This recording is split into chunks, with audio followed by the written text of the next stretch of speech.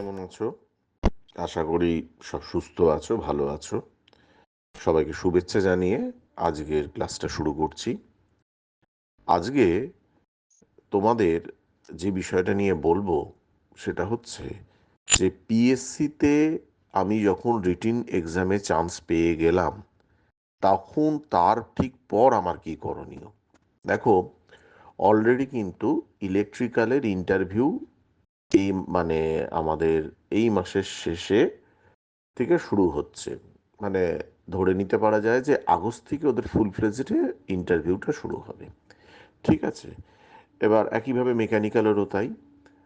আর সিভিলের result আমি আগেও বলেছি, এখনও বলছি যে কিছু ইস্যুসের জন্য একটু পেন্ডিং হয়তো আছে, কিন্তু আশা করছি খুব তাড়াতাড়ি আমরা সিভিলের রেজাল্টের মুখ আমরা দেখতে পাবো এবং এটা খুব বেশি ডিলে করবে না, আমার সেটাই মনে হচ্ছে।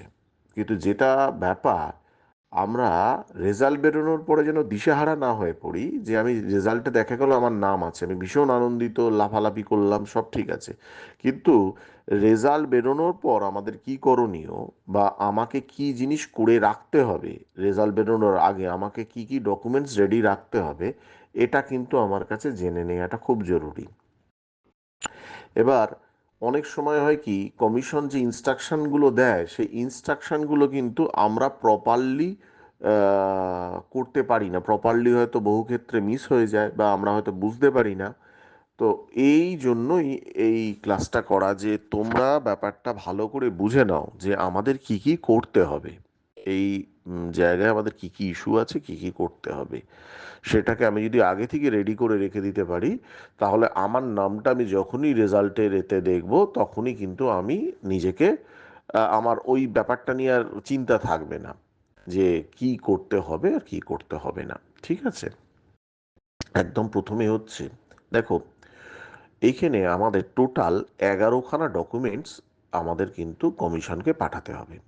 আগে কি হতো, আমাদের বলতো যে যে যে ডকুমেন্টস লাগবে সেই ডকুমেন্টস নিয়ে চলে আসুন। এখন কিন্তু সেটা বলছে না, এখন বলছে যে আগে ডকুমেন্টসগুলোকে সব অনলাইনে পাঠিয়ে রাখুন, আমরা অনলাইনে আর একবার করে দেখে নেব। দেখে নেওয়ার পর যদি দেখা যায় যে আপনি যে জিনিস ডিক্লারেশন করেছিলেন বা যা বলেছিলেন তার সঙ্গে অমিল আছে, তাহলে কিন্তু আমরা রিজেক্ট করে দেবো। মানে আপনার নামটা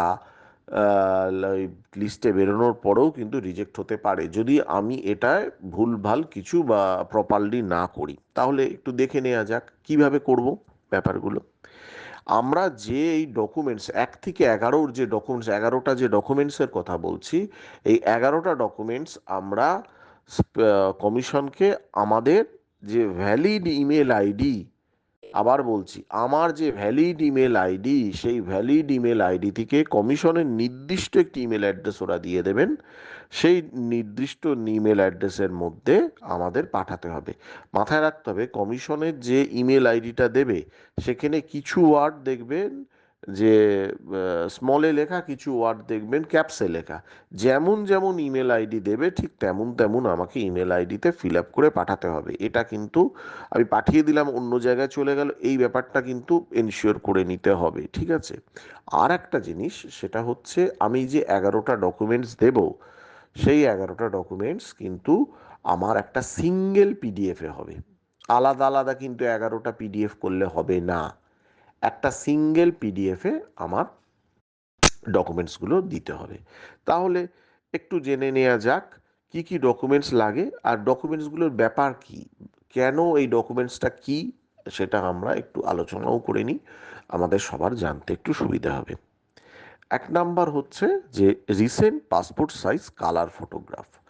আমাদের যে একদম রিসেন্ট আমি যে আমার চেহারা, সেই চেহারার একটা ছবি আমি দেব। অনেক সময় হয় কি, আমি হয়তো যখন ফর্ম ফিল আপ করেছিলাম সেই সময় যে ছবি দিয়েছি আর এখনের যে ছবি, দুটো ছবি যদি খুব হেরফের না হয় তাহলে আমি পূর্বের ছবিটা দিতে পারি, কিন্তু আমি সাজেস্ট করব রিসেন্ট পাসপোর্ট সাইজ যখন বলছে আপনি একটা নতুন ফটো তুলে রাখুন, সেই ফটো কালার ফটো, সেই ফটোটাকে স্ক্যান করে আমার as a first PDF document হিসেবে থাকুক। ঠিক আছে, ব্যাপারটা বোঝাতে পারলাম? মানে আপনার চেহারার সঙ্গে যেন এটা মিল থাকে, ঠিক আছে, এইটা ব্যাপার। কারণ এটা হচ্ছে প্রাইমারি আইডেন্টিফিকেশন, ঠিক আছে। এরপরে যে কোনো একটা গভর্নমেন্ট ফটো আইডেন্টিটি প্রুফ, কি কি গভর্নমেন্ট ফটো আইডেন্টিটি প্রুফ হতে পারে? আধার হতে পারে, এপিক বা ভোটার কার্ড হতে পারে, পাসপোর্ট হতে পারে, ড্রাইভিং লাইসেন্স হতে পারে, অথবা প্যান কার্ড হতে পারে। এবার জিজ্ঞাসা হতেই পারে, স্যার কোনটা দিলে ভালো হয়? আমি সব সময় বলবো যে আধার কার্ড দেয়া দরকার, আধার কার্ডটা দিয়ে আপলোড করুন, এটা অনেক বেটার। অনেক সময় কি হয়, আমরা মনে করি যে আরে আধার কার্ডে তো আমার অ্যাড্রেসটা প্রপার নেই, আমার অ্যাড্রেসটা একটু ভুলভাল এসছে, সব কোনো প্রয়োজন নেই। এটা আপনার photo identity proof, address identity proof কিন্তু নয়। ব্যাপারটা আমি বোঝাতে পারলাম? সো আমি সবসময় প্রেফার করব যে আপনারা আধার কার্ডটা অ্যাজ এ সেকেন্ড ডকুমেন্ট হিসেবে আমি স্ক্যান করে রাখবো। এরপরে হচ্ছে মাধ্যমিকের অ্যাডমিট কার্ড, ঠিক আছে। তাহলে মাধ্যমিকের অ্যাডমিট কার্ড আমি এটা তো বোঝাই যাচ্ছে মাধ্যমিকের অ্যাডমিট কার্ডটা আমরা কেন দিই। সেটা হচ্ছে আমাদের এটা এজের প্রুফ বা এভিডেন্স অফ এজ বলে আমরা মাধ্যমিকের আইডেন্টিটি কার্ড দিই। এরপরে কি হচ্ছে, আমার ডিপ্লোমা বা ডিগ্রিতে যে মার্কশিটটা আমি পেয়েছি আর সার্টিফিকেটটা পেয়েছি, সেই সার্টিফিকেট আর মার্কশিটটা কিন্তু আমার এখানে দিতে হবে, ঠিক আছে। এবার অনেকে কি হয় যে স্যার আমি মার্কশিট পেয়েছি কিন্তু আমার এখনো সার্টিফিকেট কলেজে আসেনি। নো ইস্যু, আপনি যদি সেটা হয় আমার কলেজে আসেনি, আমি মার্কশিটটা পেয়েছি, মার্কশিটটাই আমি দেবো। আবার বহু ক্ষেত্রে হয় কি, হয়তো 4-5 বছর আমি দিয়ে দিয়েছি, পরীক্ষা দিয়ে পাশ করে গেছি, কিন্তু আমি আমার ল্যাথার্জির জন্য বা আমার ঠিক কলেজে যাওয়া হয়নি, আমি আমার সার্টিফিকেট তুলিনি, এই রকম একটা ইস্যু থাকে। তো সেক্ষেত্রে আমি বলবো যে সার্টিফিকেটটা কিন্তু করে নেওয়া হোক, সার্টিফিকেটটা কিন্তু তুলে নেওয়া হোক সেই কলেজ থেকে।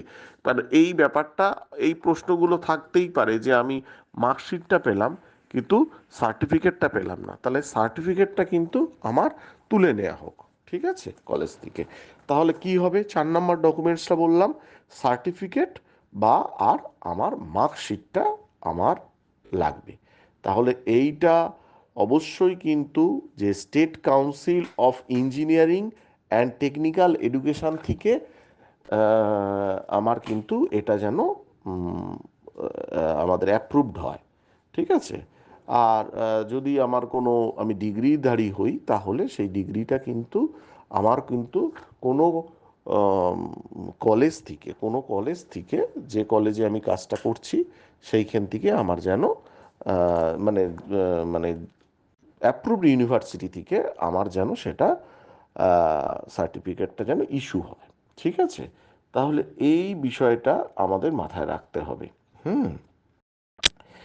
এবার অনেক সময় হয় কি, আমি এমন একটা ইউনিভার্সিটি থেকে করলাম যে ইউনিভার্সিটিটার হয়তো আমার কোনো অ্যাপ্রুভালই নেই, এআইসিটি অ্যাপ্রুভালই নেই। ডিপ্লোমা হলে তো স্টেট কাউন্সিলের অ্যাপ্রুভাল আছে, ঠিক আছে, কিন্তু ইউনিভার্সিটি হলে হয়তো ওটা স্টেট কাউন্সিলের অ্যাপ্রুভালই নেই, ঠিক আছে। তাহলে সেক্ষেত্রে আমি কি করব, যে যদি সেই ধরনের পরিস্থিতি হয় যে আমার কোনো অ্যাপ্রুভাল নেই, সে আগে আমাকে খোঁজ নিয়ে নিতে হবে সেটা আমার প্রপারলি অ্যাপ্রুভড জায়গা কিনা, এআইসিটিই অ্যাপ্রুভ কিনা, ঠিক আছে।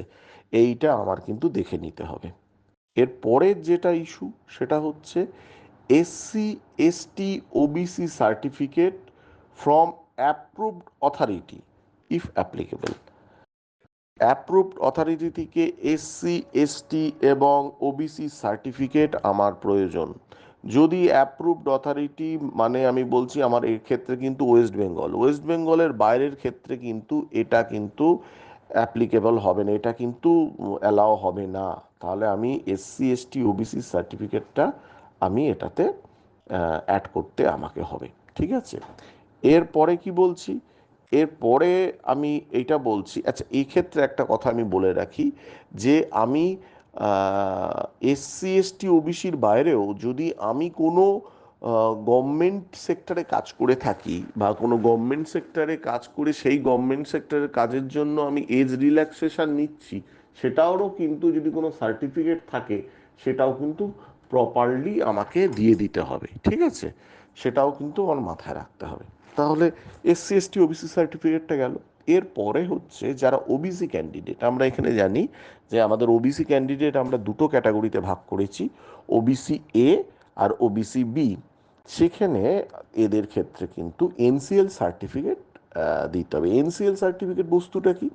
এনসিএল সার্টিফিকেট হচ্ছে নন ক্রিমি লেয়ার বলে এটা। নন ক্রিমি লেয়ার মানে হচ্ছে যে বাবু আমার পেরেন্টসের বাৎসরিক ইনকাম 3 consecutive ইয়ার্সে 8 লাখের কম, ঠিক আছে? তাহলে আমার ক্ষেত্রে এই নন ক্রিমি লেয়ারের এই ব্যাপারটা আমরা পাবো। এইটা কি হিসাবে আমাকে দিতে হবে? আমাকে নন ক্রিমি লেয়ারের সার্টিফিকেটটা, নন ক্রিমি লেয়ারের সার্টিফিকেটটাকে দুভাবে দিতে হবে। 1/4/2022 থেকে 31/3/2023, আর আফটার 1/4/2024, ঠিক আছে? এই হিসাবে দিতে হবে। তাহলে দেখা যাচ্ছে যে 1/4/22 থেকে 31/3/23 এখানের একটা, আর 1/4/24 এইখানের একটা, আফটার 1/4/24 পরে একটা সার্টিফিকেট। তাহলে এই নন ক্রিমি লেয়ারের সার্টিফিকেটটা দিতে হবে আমার ওবিসি এ আর ওবিসি বি থেকে, ফ্রম অ্যাপ্রুভড অথরিটি, ঠিক আছে? তাহলে এনসিএল সার্টিফিকেটটা গেল। এবার যারা ফিজিক্যালি চ্যালেঞ্জ, 7 নম্বর পয়েন্টটা হচ্ছে যারা ফিজিক্যালি চ্যালেঞ্জ, সেই ফিজিক্যালি চ্যালেঞ্জের তার সার্টিফিকেট কত পার্সেন্ট তার এইটা আছে ফিজিক্যালি হ্যান্ডিক্যাপনেস, সেটা কিন্তু কম্পিটেন্ট অথরিটির থেকে নিয়ে দিতে হবে যাদের ক্ষেত্রে এটা আছে। এরপরে যেটা আসছে এটা একটু ডিসকাশনের ব্যাপার, এক্সপেরিয়েন্স সার্টিফিকেট। কি বলতে চাইছেন?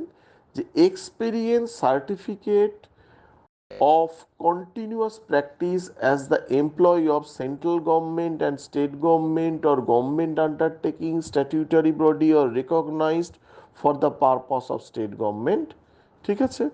তাহলে এই এক্সপিরিয়েন্স সার্টিফিকেটটা চাইছে। আচ্ছা, আমি প্রাইভেট সেক্টরে আছি, আমি এক্সপিরিয়েন্স সার্টিফিকেট আগে দিয়েছি, আমি কি এক্সপিরিয়েন্স সার্টিফিকেট দিতে পারি? দিতে পারেন, কিন্তু এই এক্সপিরিয়েন্স সার্টিফিকেটটা কী জন্য চাইছে জানেন তো? যেটা বললাম, এজ রিল্যাক্সেশনের জন্য। যে আমি যদি সেন্ট্রাল গভর্নমেন্ট বা স্টেট গভর্নমেন্টে কাজ করি তাহলে কিন্তু আমি একটা এজ রিল্যাক্সেশন পেতে পারি। সেই আপার এজ রিল্যাক্সেশনের ক্ষেত্রে এই যে সার্টিফিকেটটা যদি আমি সেইটা নিয়ে থাকি তাহলে এইটা আমাকে দিতেই হবে, ঠিক আছে? এছাড়া কি আছে?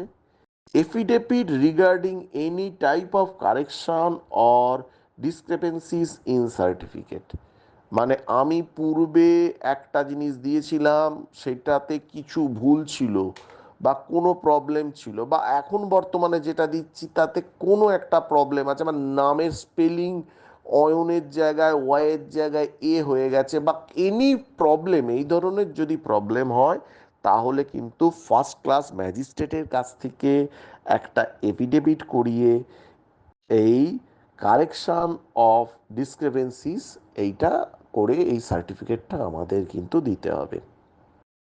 10 নম্বরটা কি, পয়েন্টটা কি? আমার চয়েস সিটটা, আমরা এর আগে চয়েস সিট নিয়ে অনেক আলোচনা করেছি, চয়েস সিটটা আমাকে কিন্তু ফিল আপ করে দিতে হবে, ঠিক আছে? আমাকে চয়েস সিটটা ফিল আপ করে দিতে হবে। আর 11 নম্বরটা কি? এখন একটা জিনিস দিচ্ছে অ্যানেক্সার 1, এই অ্যানেক্সার 1টা আমাদের ফিল আপ করে দিতে হবে। আমি অ্যানেক্সার 1টাকে দিয়ে দিচ্ছি আমাদের এতে স্ক্রিনে দেখবে অ্যানেক্সার 1টাকে দেখাচ্ছে, অ্যানেক্সার 1টাকেও আমাদের ফিল আপ করে দিতে হবে। তাহলে এই হচ্ছে 11টা ডকুমেন্টস, এই 11টা ডকুমেন্টস আমাকে ফিল আপ করে দিতে হবে। এইবার দেখো, এর মধ্যে যে কোনো 3টে ডকুমেন্ট, আমি বলে যে 3টে ডকুমেন্টস, এই 3টে ডকুমেন্টস কিন্তু মানে আমার অ্যাপ্লিকেশানের, অনলাইন অ্যাপ্লিকেশানের আগে, মানে বলছে certificate mention 457 must issue and before the closing date of online submission of application. তাহলে আমি আমার যে ডেটে আমি অনলাইন অ্যাপ্লিকেশানটা করেছিলাম, অনলাইন অ্যাপ্লিকেশান মিনস আমাদের এক্ষেত্রে 22 সালের আমরা যে 2000 বোধহয় আমার যতটুকু মনে হচ্ছে জুলাই মাসে আমরা বোধহয় অ্যাপ্লিকেশন করেছিলাম, তাহলে বা সরি জুলাই মাসে বোধহয় নয়, আমাদের 9/22 তো তার মানে ডিসেম্বর মাসে করেছিলাম।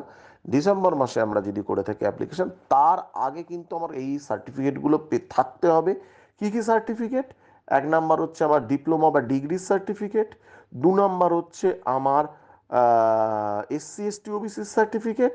আর 3 নাম্বার হচ্ছে আমার যদি ফিজিক্যালি হ্যান্ডিক্যাপ্টের সার্টিফিকেট।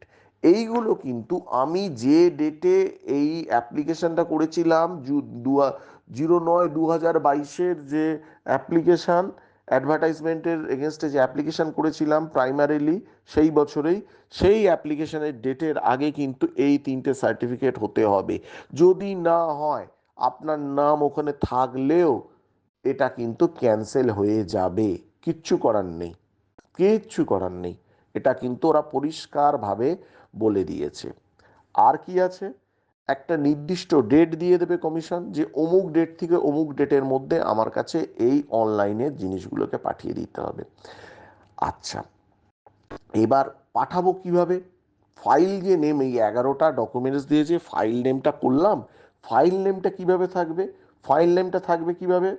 ফাইল নেমটা থাকবে আপনার যে রোল নাম্বার কমিশন দিয়েছে, সেই রোল নাম্বারটা দেবেন প্রথমে, তারপর দেবেন @, তারপর দেবেন J22INT, এইভাবে আপনাকে দিতে হবে।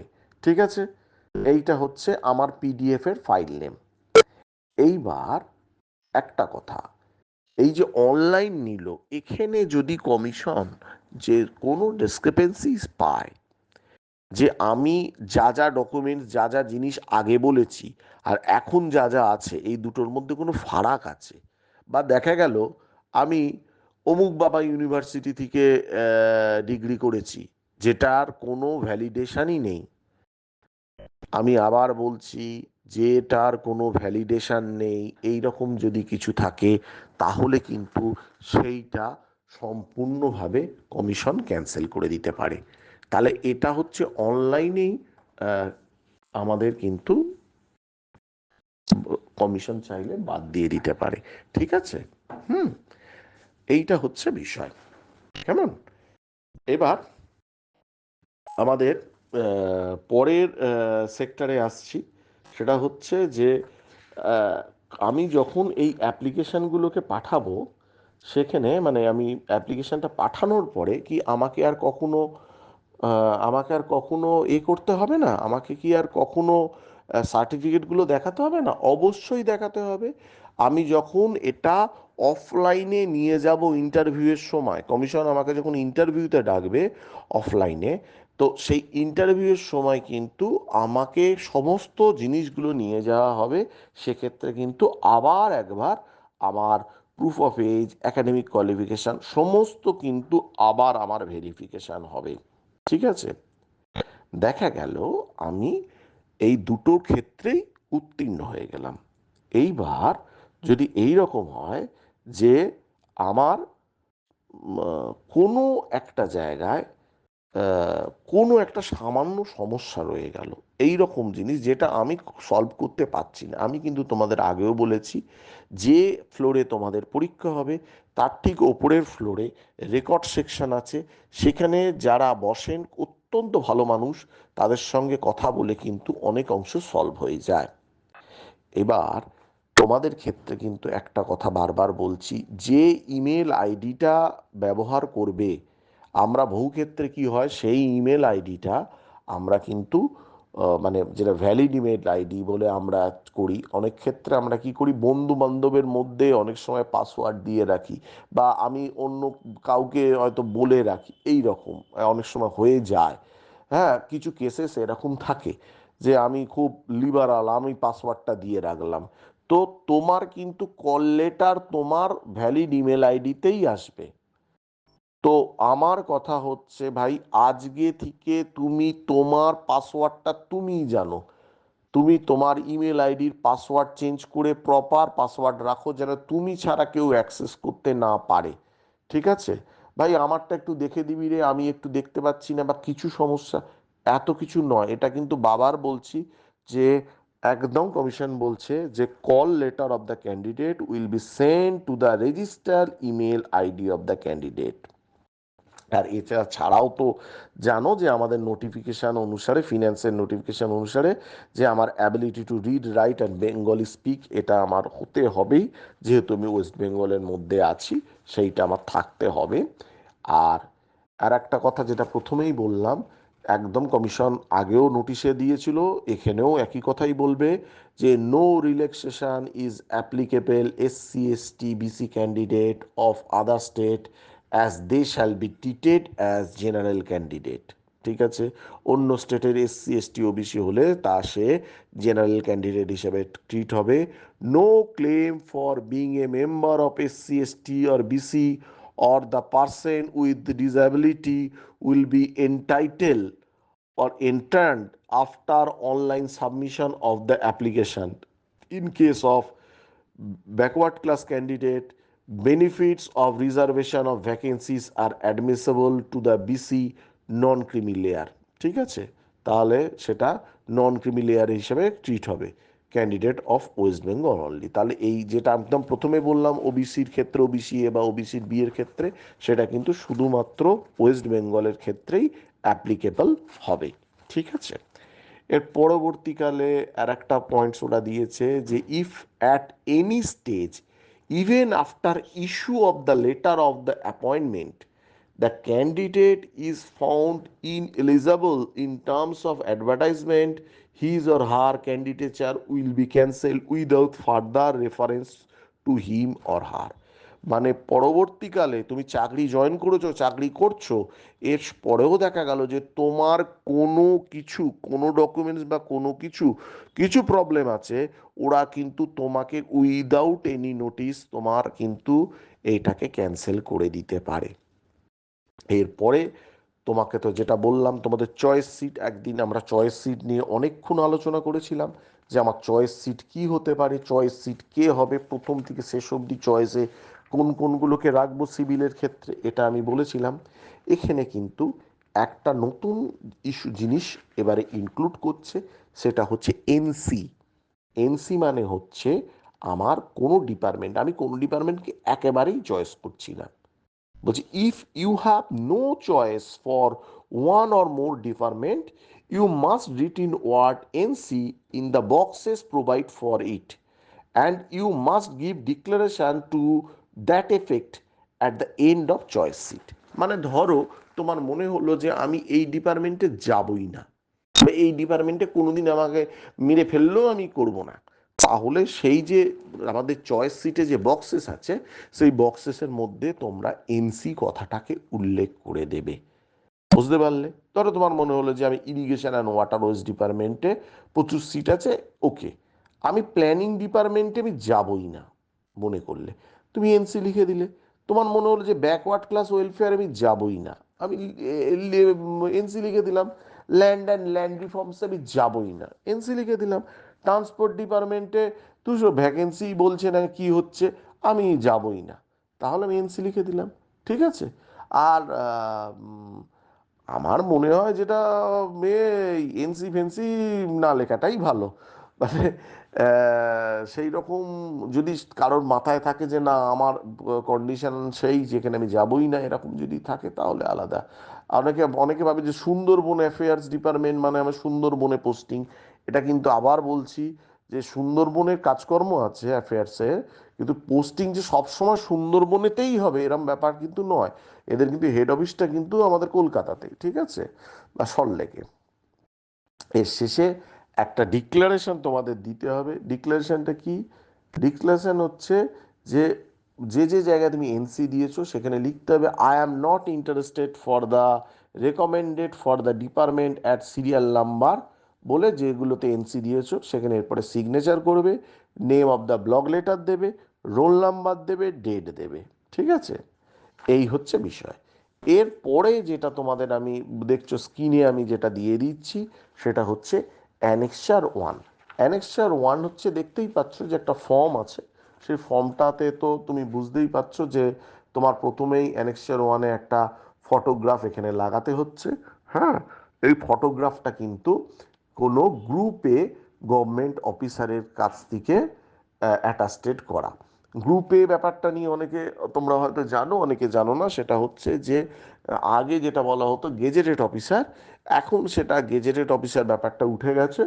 এখন গ্রুপে গ্রুপ বি এইরকম হয়েছে। তাহলে গ্রুপে, যে কোনো গ্রুপে অফিসারের কাছ থেকে তুমি, গভর্নমেন্ট অফিসারের কাছ থেকে তুমি কিন্তু ফটোটাকে অ্যাটাস্টেড করবে।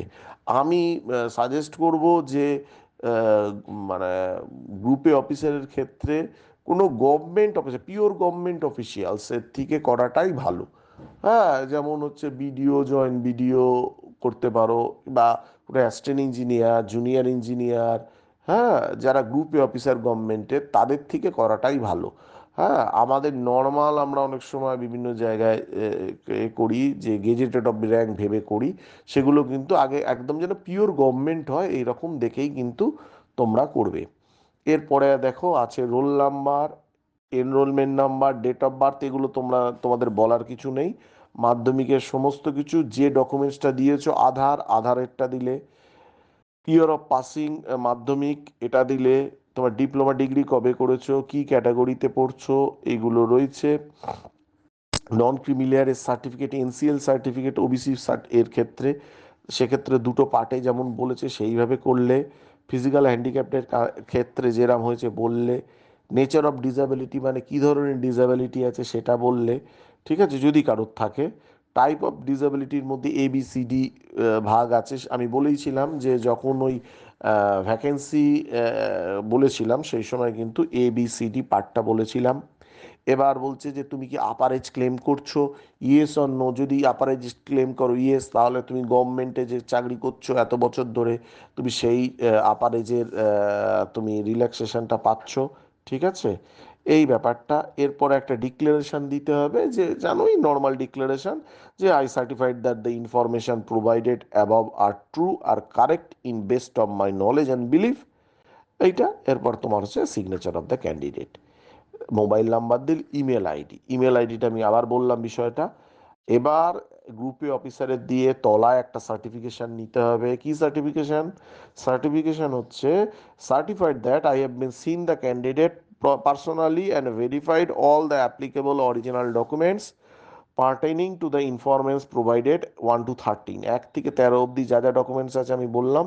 তাহলে name of the group officer হলো, তার ডেজিগনেশন হলো, তার মোবাইল নাম্বার হলো, তার সিগনেচার এবং রবার স্ট্যাম্প লাগিয়ে দিল। এইটা হচ্ছে অ্যানেক্সার 1, ঠিক আছে। এবং আমি বলবো যে এই অ্যানেক্সার 1টা ফিল আপ করে তোমরা রেখে দেবে, কিন্তু মানে এটা পাওয়ার পর ফিল আপ করে রেখে দেবে। তারপরে গ্রুপে অফিসার মানে কিন্তু গ্রুপে অফিসারই হওয়া চাই, এটা কিন্তু একটু এনশিওর করে নেবে, ঠিক আছে। তাহলে আমরা এটা নিয়ে একটু আলোচনা করলাম যে তোমাদের কীরকম কি হতে পারে, পাবলিক সার্ভিস কমিশনের রেজাল্ট বেরোনোর পর তোমাদের কি করতে হবে। আশা করি তোমরা বিষয়গুলো বুঝতে পারবে, এবং যখনই দেখবে রেজাল্ট বেরোবে তোমাদের কমিশন থেকে, তোমাদের কিন্তু এই কি কি করতে হবে কি কি করতে হবে না এর একটা ডিটেল লিস্ট তোমাদের কাছে দিয়ে দেবে। তাহলে সেই লিস্টটা দেখবে এই একই জিনিস লেখা আছে লিস্টের মধ্যে। So prepare for that. এবং আমি তোমাদের যতটুকু পারলাম ব্যাপারটাকে ক্লিয়ার করার চেষ্টা করলাম। এছাড়াও যদি কারোর কোনো রকমের কোশ্চেন থাকে আমাকে জিজ্ঞেস করতে পারো, আমি আশা করি তোমাদের জবাব দিতে পারবো। ঠিক আছে, ভালো থেকো, এবং চিন্তা করো না, তাড়াতাড়ি বেরোচ্ছে।